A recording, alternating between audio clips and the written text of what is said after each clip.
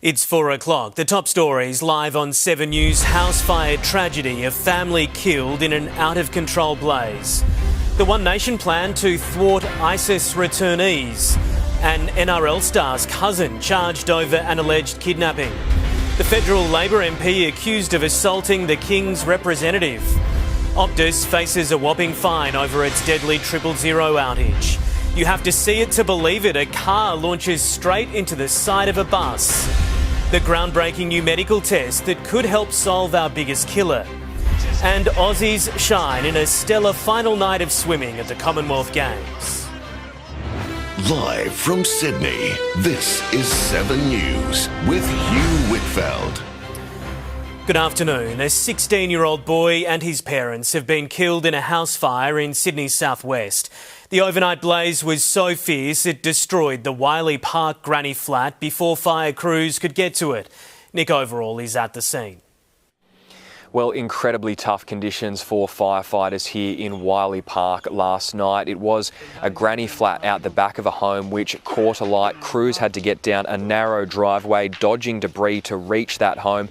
By the time they did, it was too late. The blaze ignited just before 10 o'clock here on Cornelia Street. Tragically, a family was inside at the time. A 52-year-old man, a 43-year-old woman and their young son, just 16, were unable to make it out. Very sad, very sad. When I saw the news in the morning, I didn't know last night, but in the morning when I heard about that one, I feel very sad. Flames were pouring out of the windows and any other opening in the granny flat, so the fire had become fully developed and a very intense fire before they'd even had a chance to gain access. We take this opportunity just to remind people that while we're in the depths of winter and we're having a sort of the coldest period that we've had this winter, to please just take a few moments to check the safety in your own home. Take the effort and the time just to check your smoke alarms. It'll only take a minute or so. As to what caused this devastating blaze, that's currently unknown. Investigators are now searching through the debris, but because of the sheer amount of damage, it could be hours before they determine what started it. We'll bring you an update on their investigation in the news at 6 tonight. Breaking news now, a crash in Sydney's west. These pictures just into our newsroom from Glendenning, where police are on the scene of a major incident. One car is smashed on the side of the road, another has gone through a fence and ended up in someone's backyard. 7 News understands there may have been a police chase leading up to the crash. There is heavy traffic in the area and drivers should avoid it if possible. We'll have more details throughout the afternoon.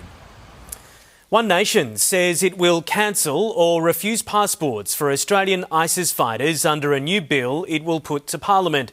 It claims it would stack up against a High Court challenge, but the government says the laws already go right to the constitutional limit. Political reporter Jasmine Turlings has more. One Nation says its bill has been drafted in a way that's constitutionally robust, arguing it would be a greater failure to, quote, hide behind hypothetical legal objections. Returning ISIS fighters and brides has been a fraught legal issue for both Labor and coalition governments, but this bill proposes giving the courts the power to issue exclusion orders rather than the Minister for Home Affairs. It would also strengthen passport powers and bail laws for terrorism offences, while individuals who help arrange the return of a terrorist fighter could face up to 10 years in prison. Now, that's something the coalition proposed earlier this year, but now Pauline Hanson is looking for crossbench support to get this bill over the line when Parliament returns next month. One Nation will not stand by while Labor hides behind legal excuses in public and works around them in private. We're happy to work with everybody across the Parliament to make sure that terrorists don't come back into this country. There are about 750 people every year who I make leave.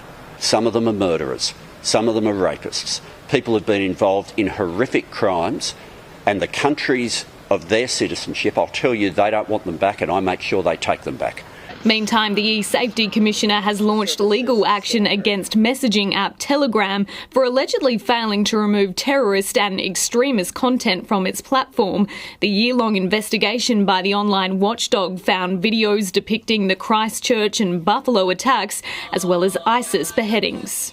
We allege that this content remained publicly accessible on the service long after Telegram had been put on notice by user reports.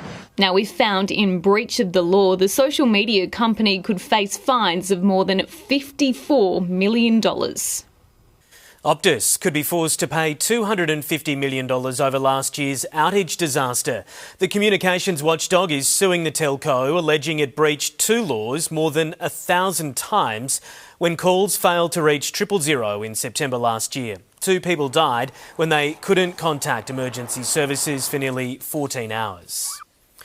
6 men have been charged over this brawl at an under-18s rugby league game in Sydney's southwest earlier this month. Multiple people were injured when the fight broke out at a reserve in the Oaks. 6 men have been charged with a fray, including a 71-year-old who suffered broken ribs. 3 teenage boys have received formal cautions. The deadly bird flu strain that has authorities on high alert has been detected in Victoria for the first time. A greater crested tern was found in Western Victoria, testing positive for the H5N1 strain. It brings the total number of cases in Australia to 28. There have not yet been any detections in the poultry industry. The US has launched powerful new strikes against Iran after Donald Trump promised retribution for a ballistic missile attack aimed at American bases in the Middle East. US correspondent Rob Scott has more. After days of relative calm, tensions are flaring again in the Middle East, and Donald Trump is raging, making new expletive-riddled threats against Iran, telling Fox News, "We are going to beat the shit out of them," promising retribution for a surprise attack on US forces. CENTCOM says Iran launched 5 missiles at bases in Jordan. All of those missiles were intercepted. So we had 5 rocket shots going 8,500 miles an hour, and all 5 rockets were knocked down to the ground. But they nevertheless took a shot, so it's our turn. And we'll see if we get there with an agreement at some point, but we're going to hit them very hard. They know it's coming. They're asking us not to do it. And another front is opening up. Saudi Arabia joining the fight, carrying out joint aerial strikes with America, targeting Iran-backed militia in eastern Iraq, killing at least 20 fighters and injuring dozens more. Retaliation for more than 30 drone attacks on Saudi oil facilities and US troops over the past few days. The pressure in Iran is building, and we could see a tipping point coming in the not-too-distant future. Iran is getting reinforcements, though, with reports it's set to receive hundreds of Chinese-made shoulder-fired missile launches within weeks. China says that's not true. Donald Trump says if it is, he'd be disappointed in President Xi Jinping, who has assured him he is not supplying Tehran with weapons. Rob Scott reporting. Former US COVID czar Dr. Anthony Fauci has refused to answer any questions in a Senate hearing, pleading the Fifth Amendment more than 100 times to avoid self-incrimination when asked about his handling of the COVID pandemic. Well, nothing says honesty like taking the Fifth, huh, Doc? Let's try something. What day of the week is it today? On the advice of counsel, I respectfully decline to answer based upon my rights under the Fifth Amendment. Anthony Fauci was previously pardoned by former President Joe Biden. Australia is reaching new heights with every passing day of the Commonwealth Games. Let's go live this afternoon to Tom Sacre in Glasgow. Tom, an epic day for our swimmers, but they weren't alone. No, they certainly weren't, Hugh. Good afternoon. On the track, it was a chance for some of our Aussies to make some big finals. Lachie Kennedy backed up his incredible 100 metres performance, qualifying for the 200 metres semi-finals. Sarah Billings comfortably through to the final of the 800 metres. Our women beat Uganda to claim gold in the final of the 3x3 basketball, while Australia's men's wheelchair basketballers defeated England to win the gold medal. But it was certainly very hard to look away from the pool in a record-breaking night. The Dolphins claiming a new one-session high of 9 gold medals. Among the highlights, Kai Taylor, who won the 200 metres freestyle from lane 1, showing shades of mum Hayley Lewis, who won the 1991 Worlds in the same event from lane 8. But as she said herself last night, it was all about her son, Kai Taylor. I really paid the price on that last 50, but I was just digging so deep. But yeah, I'm really happy. He's not Hayley Lewis's son. He's Kai Taylor, and it's not about anything I've done. That was all heart. Sam Shaw took out the 1500 metres freestyle, which meant Australia's men and women won every single freestyle event, including the reloads. Kyle Chalmers joined Patria Thomas and Ian Thorpe and Susie O'Neill on 10 Commonwealth Games gold medals. He and teammate Ben Armbruster both claiming gold in a dead heat of the men's 50 butterfly. And Shayna Jack's swimming career ended on a high. She claimed bronze in the women's 50 freestyle. She was able to sing the national anthem alongside two teammates on the podium. Meg Harris won gold and Alex Perkins in silver. An incredible way to end the Dolphins campaign in the pool. 37 gold medals over 6 days. The previous record was set on the Gold Coast in 2018, 28 golds. Australia leading the way in Glasgow with 103 medals overall, Hugh. All right, Tom, we'll cross back to you later in the bulletin. Thank you. Let's get a check of Sydney's weather now. Paul Kadak joins us. Paul, it's been clear skies with a chill in the air. Hugh, yeah, bright and brisk for our Thursday with a frosty start for some suburbs. This was the view from the 7 News chopper above Olympic Park this morning when it was still around 8 degrees in the city but feeling like 3. In the west, calm conditions allowing the cold air to really sink in. Richmond officially just below freezing but feeling like -2. So did Camden, frosty 2 for Badgerys Creek and Katoomba.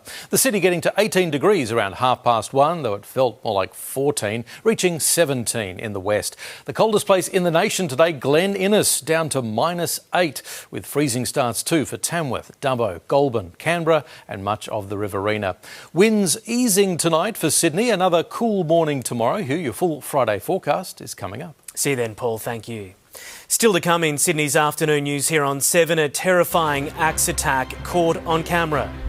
On board the mid-air mission, putting our military to the test.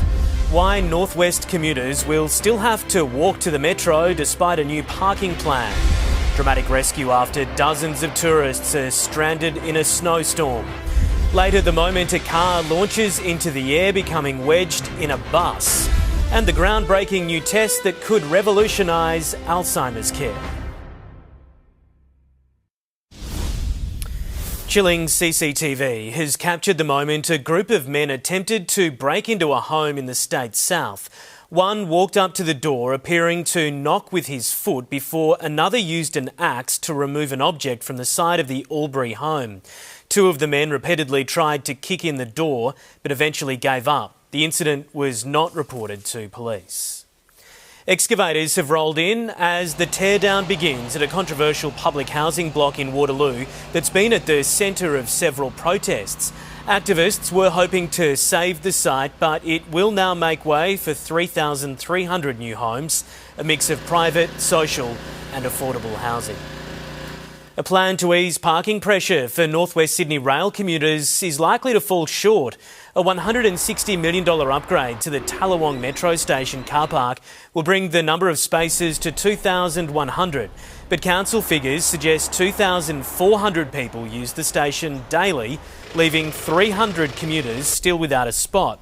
There's no timeline for construction to begin or when the new multi-storey car park will open. Foreign spy planes, fighter jets and tankers are right now flying over the top end as part of international war games. Operation Pitch Black involves Australia's elite military arsenal. Garth Burley jumped on board for a high-altitude refueling mission.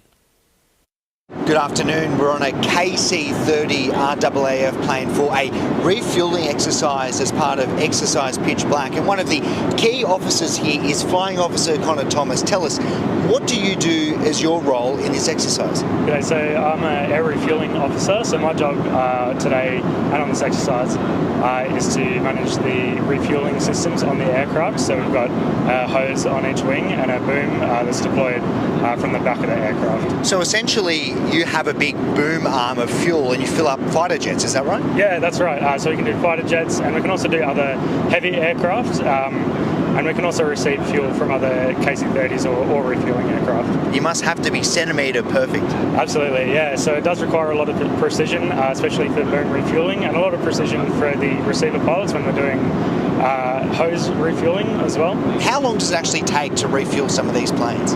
For some of them it can only take a couple of minutes, so we can be refueling different aircraft for about an hour, but some of them only in contact for maybe 5 minutes or so. Obviously this exercise is about preparing for war potentially. How crucial is a tanker in the context of war? Tankers are very important. I suppose they're force multipliers, so they can allow other aircraft to go further and stay around for longer, basically. What do you learn from exercises like this, and I guess seeing lots of different countries about how they operate?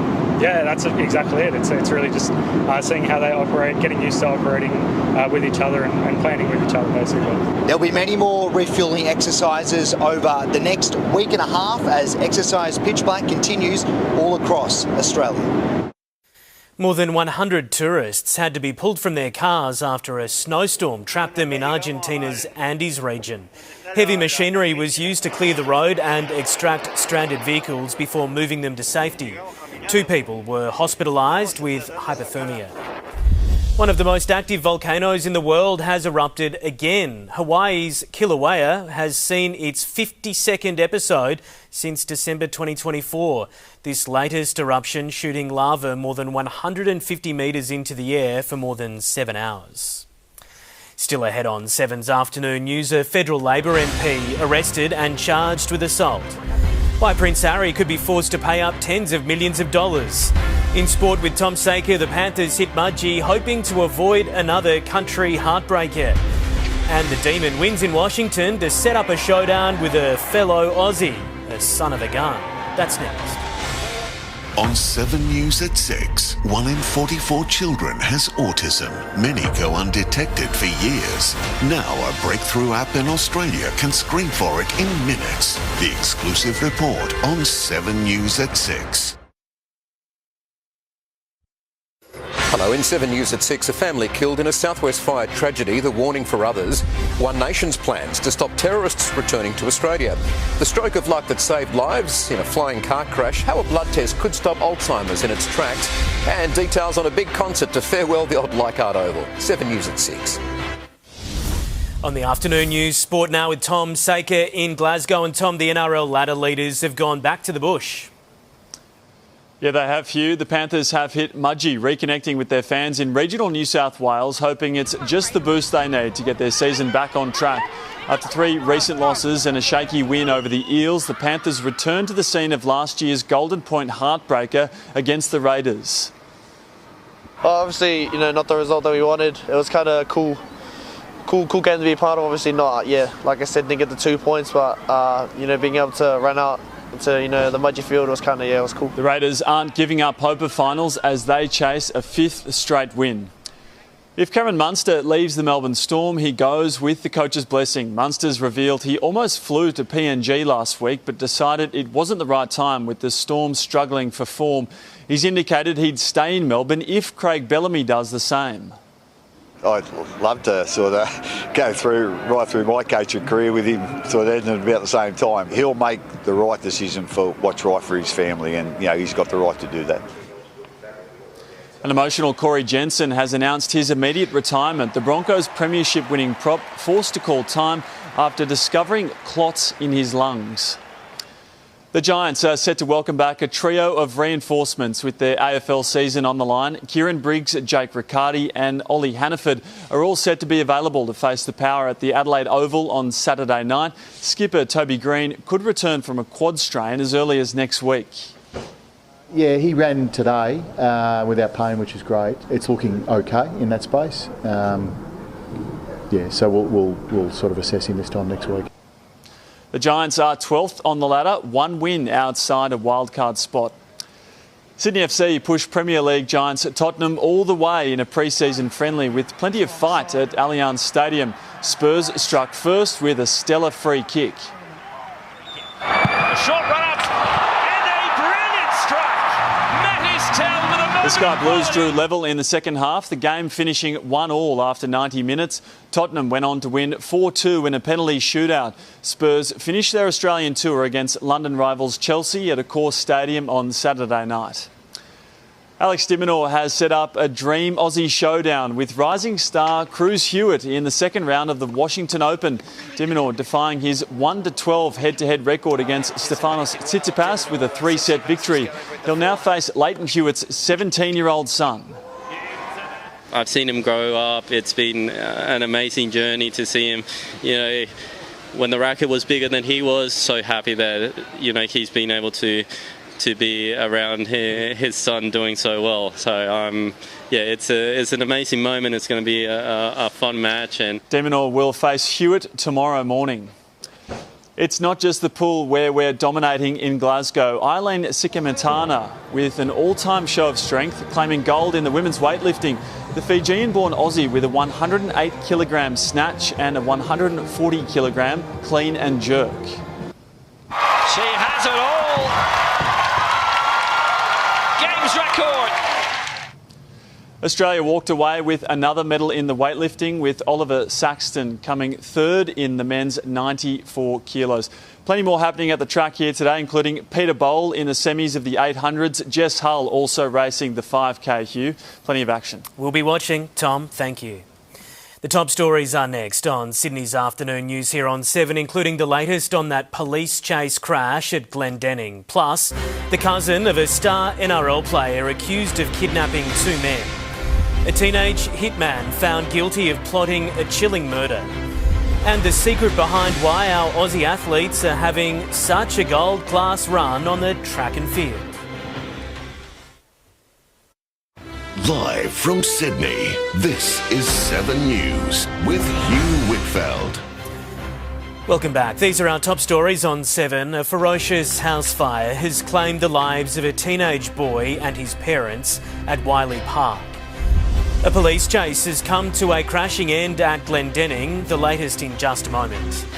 One Nation says it will cancel or refuse passports for Australian ISIS fighters under a new bill it will put to Parliament. The Middle East war widens as the US launches powerful new strikes against Iran. And Cameron Munster reveals he almost flew to PNG but decided to stick by the struggling Storm. More details now on our breaking news on a crash in Sydney's west this afternoon. We can confirm a car was fleeing police when it smashed through the fence of a home at Glendenning. The Lexus sedan slammed into 2 other vehicles before ending up in the backyard. Its driver fled the scene. A woman and a man who were passengers in the car were uninjured and are now being questioned by police. A relative of star NRL player Selwyn Cobbo has been charged, accused of kidnapping 2 men in a drug deal gone wrong. The 23-year-old was arrested at his Parramatta unit, allegedly caught tossing kilograms of cocaine from his balcony. Rex Quayle has more. The cousin of NRL star Selwyn Cobbo faced court today, charged over a kidnapping in April here in St John's Park, one of 3 new arrests. 23-year-old Riddell Cobbo was arrested at his Parramatta unit yesterday morning, charged over a kidnapping in St John's Park in April, where 2 men were supplying 6 kilos of cocaine but were ambushed by 5 others. They were detained and assaulted and the drugs were stolen, and police arrested the 2 alleged dealers. Separate raids were conducted in Casula and Arncliffe. A 23-year-old and a 33-year-old were arrested there. We haven't identified whether this group are a part of a larger syndicate or organised crime group. Those inquiries are still ongoing. So that's where we're at with that part of the investigation. Cobbo was found on his balcony when arrested, and police will allege he tried to dispose of drugs. In total, 7.5 kilograms of methamphetamine and 3.5 kilograms of cocaine and ammunition were found in his unit. His rugby league playing cousin is not accused of any wrongdoing. None of those 3 who were arrested applied for bail. An Australian hiker has been found dead on a remote trail in the United States. The 28-year-old last contacted family via his Garmin watch on July 23 while attempting to hike through the Grand Teton National Park in Wyoming. They raised the alarm when they didn't hear from him again. He had been missing for more than a week before rescuers found his body. It's believed he fell down a steep cliff on one of the mountain trails. A federal Labor MP has been released on bail after his shock arrest at his home in the Northern Territory. Luke Gosling is accused of assaulting the Territory's administrator. James Carmody has the latest. Good afternoon. This bizarre scenario in the Northern Territory has seen the sitting federal member for Solomon today arrested, charged and released on bail. Luke Gosling made no comment as he left the Palmerston police station. Luke, are you still denying the allegations? The Labor MP is accused of assaulting Northern Territory Administrator David Connolly, who performs a role equivalent to that of a state's governor as the King's representative in the Northern Territory. It's alleged to have happened in Darwin at the Thailand Grand Festival on July 18th. The festival featured Thai food, drinks, entertainment and a display of Muay Thai or Thai boxing. The fighting allegedly not limited to inside the ring. Luke Gosling is now due in court in September on 2 charges of assault the administrator, which carries a maximum penalty of 14 years behind bars. His lawyer says Mr Gosling denies the allegations in full and will defend them completely, and raised concerns about the use of police powers to arrest the MP at his home rather than issuing a summons or notice to appear. It's a concern that might have some political basis behind it.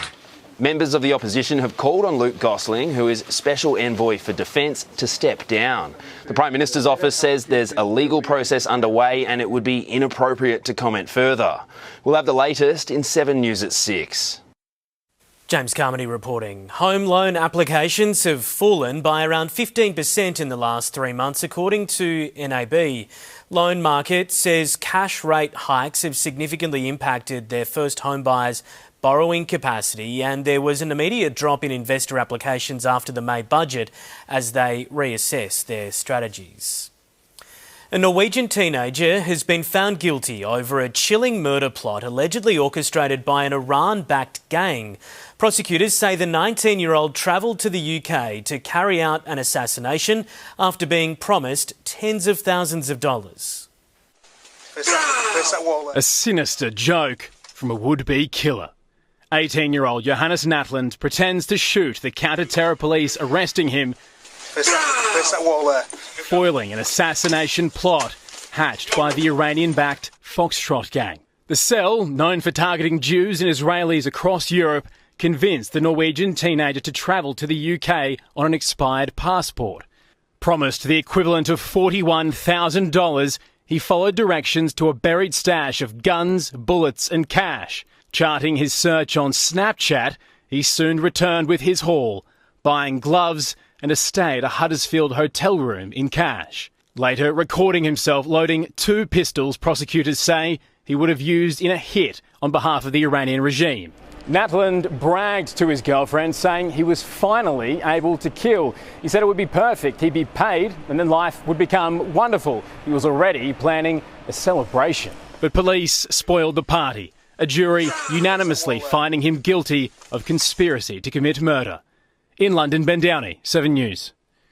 Actor and musician Jared Leto has denied accusations of criminal sexual conduct. He's been accused of assault, rape and having explicit phone calls with 4 women when they were teenagers. The claims were made in a BBC documentary alleging the incidents happened between 2002 and 2016 when Leto was in his 30s and 40s. In a statement, he called the claims absolutely and categorically false. Prince Harry could be forced to pay tens of millions of dollars alongside his co-claimants after they lost their privacy lawsuit against the Daily Mail publisher. In the coming hours, a judge will decide who pays the legal costs for the 11-week trial, estimated to be more than 66 million Australian dollars. The group includes Harry, Elton John, Liz Hurley and 4 others. They say they took out insurance to cover the potential bill, but the publisher exceeded it by more than half. Natalie Portman has shared this photo to social media celebrating her baby bump with the caption, "Counting down the days until we meet you." The 45-year-old actress is expecting her 3rd child and her first with partner Tanguy Destable. Two legendary Australian rock bands will help farewell Leichhardt Oval in its present form. The Angels and the Super Jesus are uniting to perform at the One Last Raw event on September 19. It will be the first and last major music event ever held on the playing surface before it closes for renovations until 2028. And you can go for free by simply RSVPing on the Inner West Council's website. Still ahead on Sydney's afternoon news here on 7, the unbelievable moment a car flies through the air and lands in a bus. A simple blood test that could detect a killer 2 decades before symptoms appear. It's 12 degrees in Narromine. The full forecast very soon. On 7 News at 6, 1 in 44 children has autism. Many go undetected for years. Now a breakthrough app in Australia can screen for it in minutes. The exclusive report on 7 News at 6. A car has launched into the air, slammed into a bus and become wedged in the window in an extraordinary crash. Somehow, no one was seriously injured. As Mel Whiteman reports, police are now investigating what caused the collision. You have to see to believe. It's been labelled something out of a movie, unbelievable and a miracle. This is the moment a car launched through the air and into a bus at a busy Rockley intersection about 6:30 last night. The Toyota Yaris was lodged in the side of the council bus that, by luck, had no passengers. The driver, who wasn't seriously injured, was on his way back to the depot. Locals were stunned by the collision, comparing it to a stunt from a movie, and shocked that somehow the consequences weren't worse. Was amazing. When I was see the vehicle was inside of the bus, I was shocking. I said, oh, unbelievable. I'm flabbergasted that no one got hurt. Yeah, it was something out of a stunt show, I guess. The driver of the car, a woman in her 40s, had chest pain and was taken to the Princess Alexandra Hospital in a stable condition. Police now piecing together what caused the crash that forced the bus driver to make a stop he likely never imagined. There's been a major breakthrough in the fight against Alzheimer's with a simple blood test that could detect the disease decades before symptoms begin. Health editor Jennifer Beshwadi has the details. Yes, good afternoon. Well, behind me, the country's first centre of excellence for Alzheimer's has just opened, bringing together some of the country's leading researchers to tackle dementia. The breakthrough today, a simple blood test that can detect Alzheimer's up to 20 years before symptoms appear, with results in just 18 minutes. The accuracy is over 90%, which is similar to the gold standard now, which is a PET scan, so putting a ligand into the brain, or alternatively a lumbar puncture, looking for amyloid or tau in the fluid around the brain. The hope is earlier diagnosis will mean earlier treatment, particularly as new medicines become available. I really describe this as the holy grail. For years we've had to deal with the fact that it is years and years for patients to get a good diagnosis of dementia. And those are lost years in terms of your ability to find the support you need. But when will this test actually be available for you, and will it be covered by Medicare? We'll have all the details tonight at 6. Imagine waking up one day close to $1 billion richer. That's just happened in America with a Florida resident scooping an $800 million jackpot.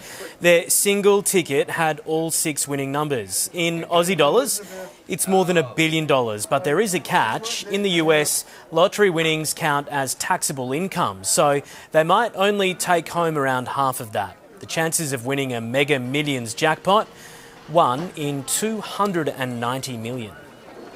There's returning a library book late, and then there's this. A book has been returned to Kiama Library, about 150 years overdue.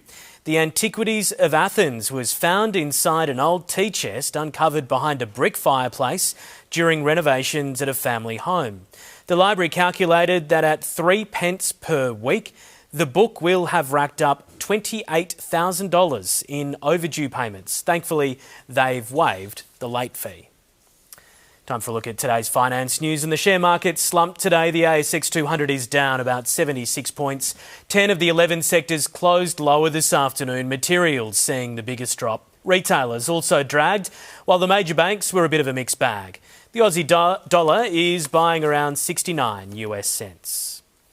Sydney's 6 p.m. news is coming up with Angie Azimus and Michael Usher. Angie, what's on the program? Hello, Hugh. We'll have the very latest on that crash chaos at Glendinning. One car through a fence and into a backyard, another wrecked by the side of the road. We understand there was a police chase leading up to it. We'll have the details at 6 on how it all unfolded. Also, more on the fire tragedy in our southwest. A family of 3, including a teenage boy, killed in that granny flat blaze.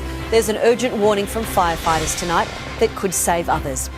Pauline Hanson's unveiled One Nation's plan to stop Australian-born foreign fighters returning home, and it just might hold up in court, how it could solve a constitutional conundrum.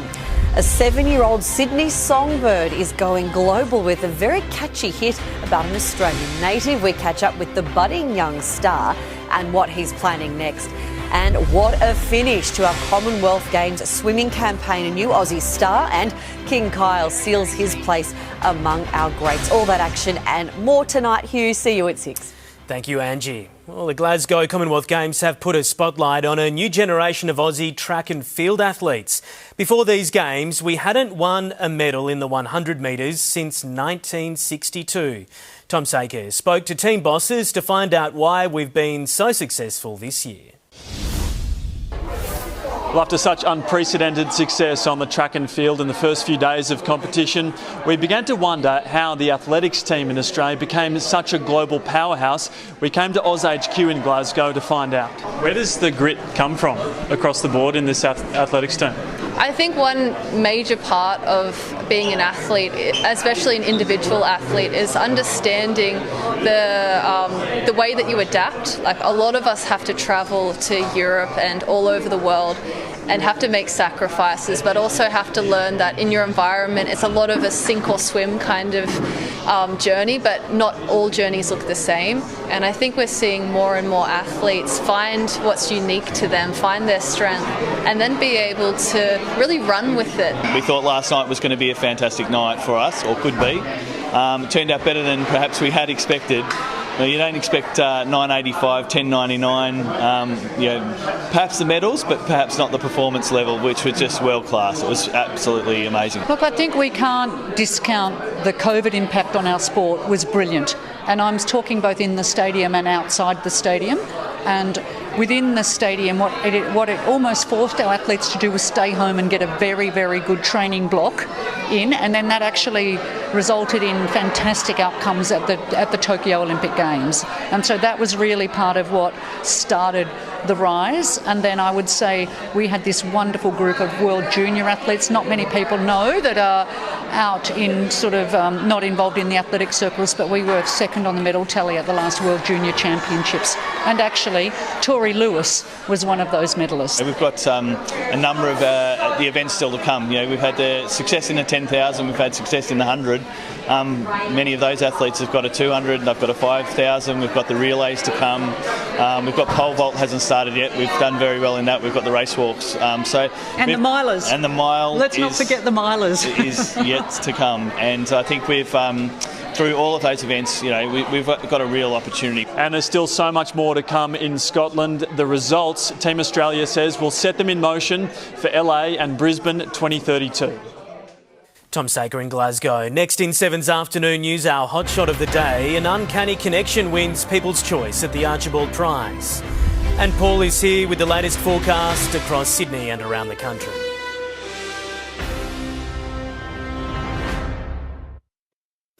Hello, in 7 News at 6, a family killed in a southwest fire tragedy, the warning for others.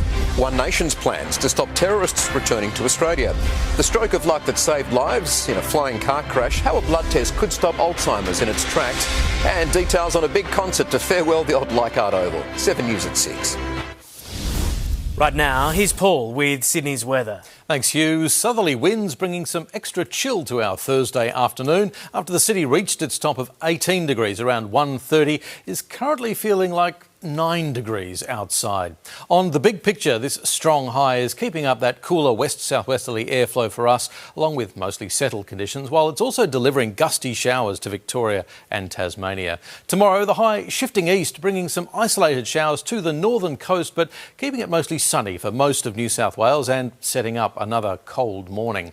Around Australia tomorrow, Brisbane, a possible shower and 22. Morning frost for Canberra, then a sunny 15. Melbourne, partly cloudy and 13 degrees. Partly cloudy for Hobart. Cloudy for Adelaide. Sunny, then a late shower for Perth.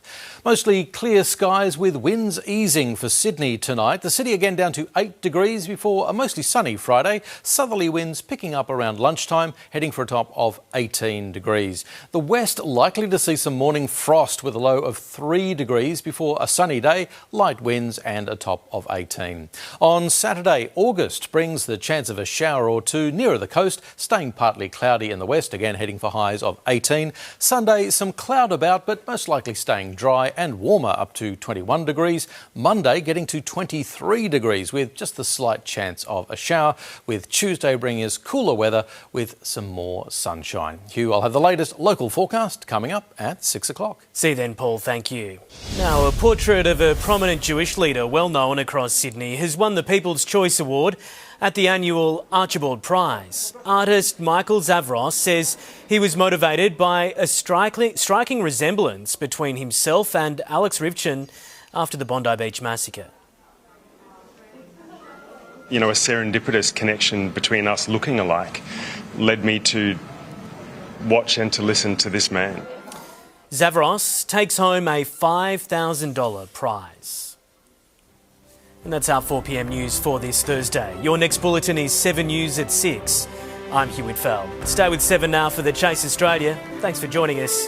Have a great night.